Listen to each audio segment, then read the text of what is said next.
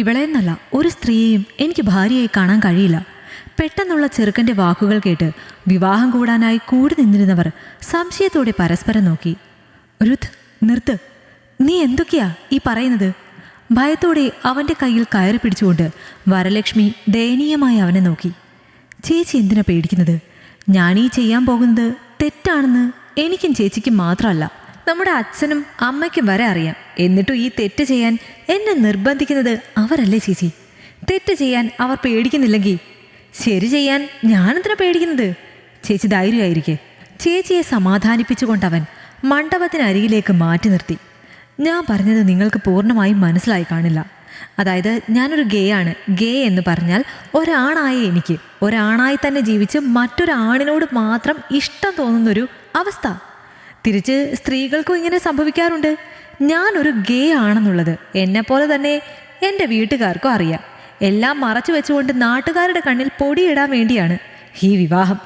അത് മാത്രമല്ല, എനിക്കൊരു ഗേ പാർട്ട്ണർ കൂടിയുണ്ട്. അവൻ്റെ പേര് അർണവ്. ഞങ്ങൾ ഒരുമിച്ചാണ് താമസം. ഇതറിഞ്ഞ എൻ്റെ വീട്ടുകാർ അഭിമാന പ്രശ്നം എന്ന് പറഞ്ഞുകൊണ്ടാണ് ഈ കല്യാണം നടത്താൻ തീരുമാനിച്ചത്. ഞാൻ ഇനിയും ഇത് പറയാൻ വൈകിയാൽ തകരുന്നത് ഒരു പെൺകുട്ടിയുടെ ജീവിതവും ഒരു കുടുംബത്തിൻ്റെ പ്രതീക്ഷകളും ആയിരിക്കും. കാര്യങ്ങൾ തുറന്നു പറയാൻ ഈ കല്യാണ മണ്ഡപം വരെ കാര്യങ്ങൾ എത്തിക്കണമായിരുന്നു. എന്നിപ്പോൾ പലരുടെയും മനസ്സിൽ വരുന്നൊരു ചോദ്യമാവും, നിശ്ചയിച്ചുറപ്പിച്ച വിവാഹം ഒഴിഞ്ഞു എന്ന് പറഞ്ഞാൽ പെൺകുട്ടി ശരിയല്ല എന്നാവും പലരും പറഞ്ഞു നടക്കാൻ പോകുന്നത്. അത് ബാധിക്കുന്നത് ഒരു പാവം കുടുംബത്തെ മുഴുവനായിരിക്കും.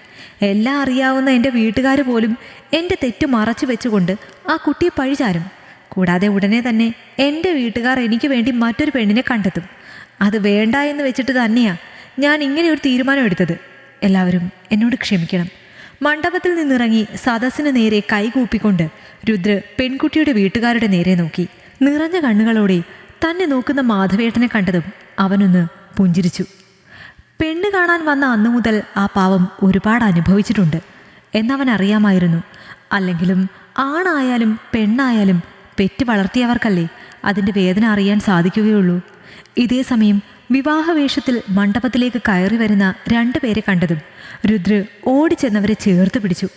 അവനെ കണ്ടതും നിറഞ്ഞ കണ്ണുകൾ അമർത്തി തുടച്ചുകൊണ്ട് അവന്തിക സന്തോഷത്തോടെ മണ്ഡപത്തിൽ നിന്ന് എഴുന്നേറ്റു.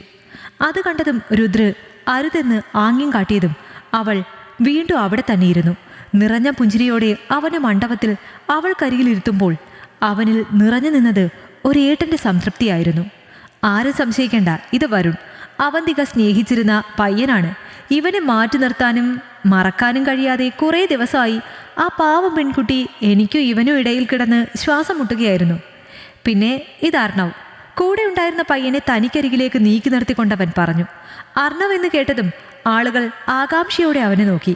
ജെല്ല് തേച്ച് സെറ്റ് ചെയ്ത നീണ്ട മുടിയും റൗണ്ട് മുഖവും കുഞ്ഞു കണ്ണുകളും ചിരിക്കുമ്പോൾ കാണുന്ന നിരയൊത്ത പല്ലുകളും കവിളിലെ നുണക്കുഴികളുമെല്ലാം അവന് വല്ലാത്തൊരു ഭംഗി കൊടുക്കുന്നുണ്ടായിരുന്നു.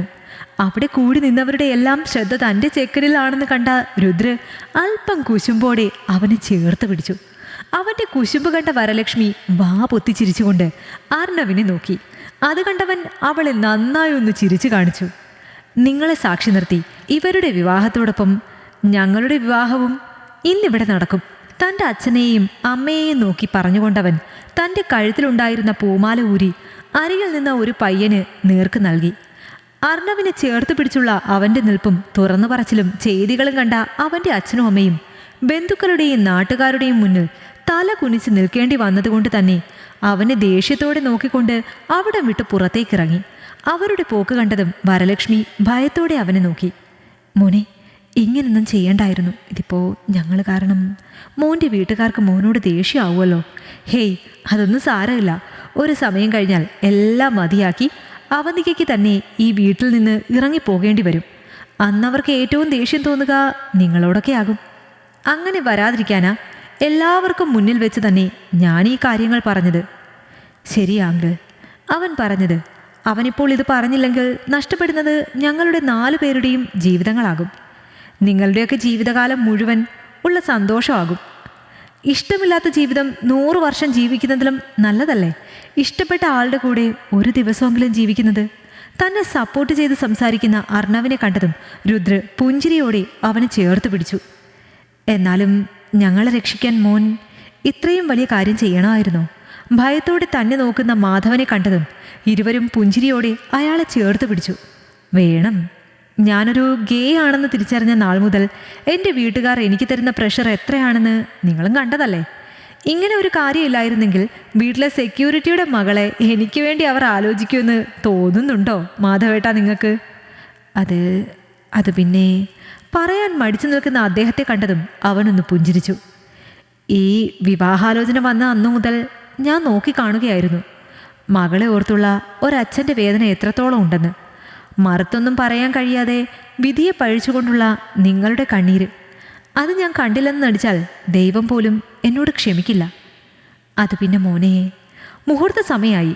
കൂട്ടത്തിൽ ആരോ ഉറക്കെ പറയുന്നത് കേട്ടതും മാധവനൊപ്പം രുദ്രും അർണവും വരലക്ഷ്മിയും മണ്ഡപത്തിനരികിലേക്ക് നീങ്ങി നിന്നു. താലികെട്ട് കഴിഞ്ഞതും അവരെ അനുഗ്രഹിച്ച് ചേർത്ത് പിടിക്കുമ്പോൾ അവൻ്റെ കണ്ണുകൾ എന്തിനെന്നറിയാതെ നിറയുന്നുണ്ടായിരുന്നു. താലിക്ക് പകരം തങ്ങളുടെ പേരിൻ്റെ ആദ്യ അക്ഷരങ്ങൾ കോർത്ത ഗോൾഡ് ചെയിനാണ് രുദ്രും അർണവും പരസ്പരം അണിയിച്ചത്. ഒപ്പം ഒരേപോലെയുള്ള 2 റിങ്ങുകളും. ചടങ്ങുകൾ കഴിഞ്ഞതും വരലക്ഷ്മി സന്തോഷത്തോടെ ഇരുവരെയും ചേർത്ത് പിടിച്ചു. ഇനി മുതൽ എനിക്ക് 2 അനിയന്മാരുണ്ടല്ലേ? രുദ്രനെ നോക്കി അത് ചോദിച്ചതും ഇരുവരും പുഞ്ചിരിയോടെ അവളെ ചേർത്ത് പിടിച്ചു. നേരത്തെ തന്നെ പാസ്പോർട്ടും ഡ്രസ്സും വരലക്ഷ്മി വഴി വണ്ടിയിൽ എടുത്തു വെച്ചതുകൊണ്ട് തന്നെ അവൾക്കൊപ്പം ഇരുവരും നേരെ പോയത് എയർപോർട്ടിലേക്കായിരുന്നു. അവിടെ തങ്ങളെ കാത്തു നിൽക്കുന്ന അശോകിനെ കണ്ടതും അവൾ ഓടിച്ചെന്ന് അയാളെ കെട്ടിപ്പിടിച്ചു. ഹാവു, ഒരുവിധം 3ഉം ഇങ്ങ് എത്തിയല്ലോ. ഞാൻ ആകെ പേടിച്ചിരിക്കുമായിരുന്നു. നിങ്ങൾ എന്തിനാ പേടിക്കാൻ പോയത്? ഇവരുടെ കൂടെ ഉള്ളത് ഞാനല്ലേ. എന്തെങ്കിലും പ്രശ്നം ഉണ്ടാകാൻ ഞാൻ സമ്മതിക്കോ? തല ഉയർത്തിപ്പിടിച്ച് പറയുന്നവളെ കണ്ട് മൂവരും അമർത്തിച്ചിരിച്ചു. നീ കൂടെയുള്ളതായിരുന്നു എൻ്റെ ഏറ്റവും വലിയ ടെൻഷൻ. പേടിച്ചിട്ട് നിനക്ക് വല്ല അറ്റാക്കും വന്നാൽ എൻ്റെ പിള്ളേർ അവിടെ കിടന്ന് ചക്രശ്വാസം വലിക്കേണ്ടി വരും. താങ്ക് ഗോഡ്, എന്തായാലും അവിടെ പ്രശ്നങ്ങളൊന്നും ഉണ്ടായില്ലല്ലോ. പ്രശ്നങ്ങളൊന്നും ഇതുവരെ ഉണ്ടായില്ല. ഇനിയിപ്പോൾ ഉണ്ടാകുമോ എന്നാ? ഹേയ്, ഇനിയിപ്പോൾ ഉണ്ടായാലും വരുന്നത് നമുക്ക് അപ്പോൾ നോക്കാം.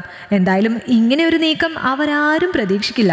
തൽക്കാലം അവർ നാട്ടിൽ തന്നെ നിൽക്കും എന്നാവോ അവർ കരുതാൻ പോകുന്നത്. എന്തായാലും നമ്മളെ കൂടെ വീട്ടിൽ കാണാതായാൽ പ്രശ്നം വഷളാകും എന്നുള്ള കാര്യം ഉറപ്പാ. അത് ശരിയാ. ആരും അറിയാതെ അവിടുന്ന് ചാടി ഇവിടെ എത്തി കാര്യങ്ങളൊക്കെ സെറ്റ് ചെയ്യാൻ ഞാൻ നന്നായി ബുദ്ധിമുട്ടി. ആഹാ, ബുദ്ധിമുട്ടണം. ഇവന്മാർക്ക് ഈ ബുദ്ധി ഉപദേശിച്ചു കൊടുത്തത് നിങ്ങളല്ലേ? അപ്പം അനുഭവിക്കേണ്ടത് അതുകൊണ്ട് അനുഭവിച്ചു. ദേ, ഭാര്യയാണെന്ന് ഞാൻ നോക്കൂല. അനിയനെ സഹായിക്കണമെന്ന് പറഞ്ഞുകൊണ്ട് കഴിഞ്ഞ ദിവസം വരെ കിടന്ന് മൂങ്ങിക്കൊണ്ടിരുന്നവളാ. കാര്യം കഴിഞ്ഞപ്പോൾ പറയുന്ന കേട്ടോ. അവളുടെ തലയിലൊന്ന് കൊട്ടിക്കൊണ്ട് അശോക് അവളെ ചേർത്ത് പിടിച്ചു. അളിയോ, അത് വേണ്ട. അവക്കിപ്പോൾ ചോദിക്കാനും പറയാനും ഞങ്ങൾ 2 അനിയന്മാരുണ്ട്. അതുകൊണ്ട് സൂക്ഷിച്ചും കണ്ടു നിന്നോ. ഓഹോ, സഹായിക്കണ്ടായിരുന്നു. എന്നാ പിന്നെ രണ്ടും 2 വഴിക്ക് പിരിഞ്ഞേനെ. അലസമായി എങ്ങോ നോക്കി പറയുന്ന അശോകിനെ കണ്ടതും മൂവരും പൊട്ടിച്ചിരിച്ചുകൊണ്ട് അയാൾക്കൊപ്പം മുന്നോട്ട് നടന്നു. ഈ കഥ നിങ്ങൾക്കിഷ്ടമായെങ്കിൽ ലൈക്ക് ചെയ്യൂ. നിങ്ങളുടെ അഭിപ്രായങ്ങൾ കമന്റായി രേഖപ്പെടുത്തൂ. കൂടുതൽ കഥകൾ കേൾക്കാൻ ഈ ചാനൽ സബ്സ്ക്രൈബ് ചെയ്യൂ.